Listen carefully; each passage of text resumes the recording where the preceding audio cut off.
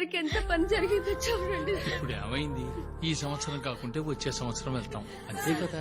ఏంటి సార్ మీరు అలా పేషెంట్ అంటారు? కిరణ్ స్పృహలోకి వచ్చారు. కాస్త డ్రౌజీగా ఉన్నారు. చూసి మీరు త్వరగా వచ్చేయండి. ఉండండి ఉండండి, మీరందరూ కొంచెం ఎమోషనల్ గా ఉన్నారు. నేను వెళ్ళి చూసొస్తాను. కిరణ్, కిరణ్,